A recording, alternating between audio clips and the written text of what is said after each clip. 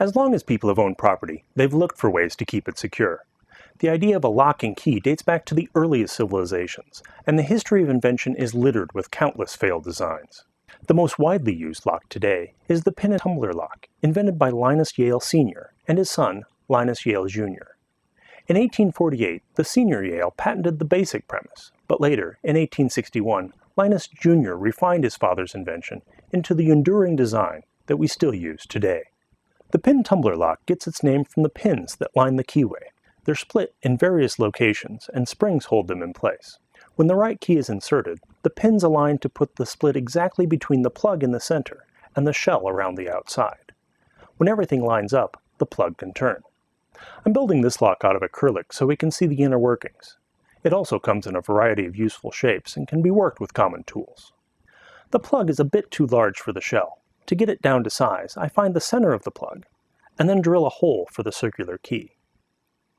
I thread a bolt through the middle and use a drill to quickly and evenly sand it to size.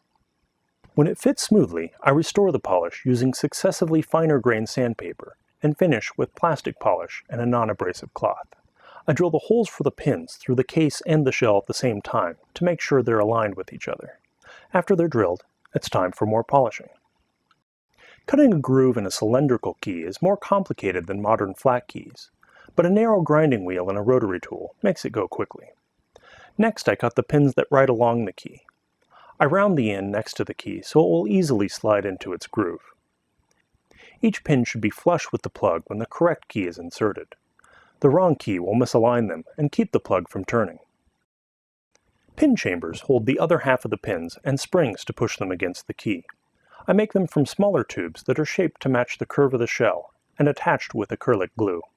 The springs are salvaged from retractable pins, and each pin assembly is held in place with small screws. Finally, I cut a faceplate, flame polish the edges, and glue it to the rest of the lock. Fully assembled, we can see if it works.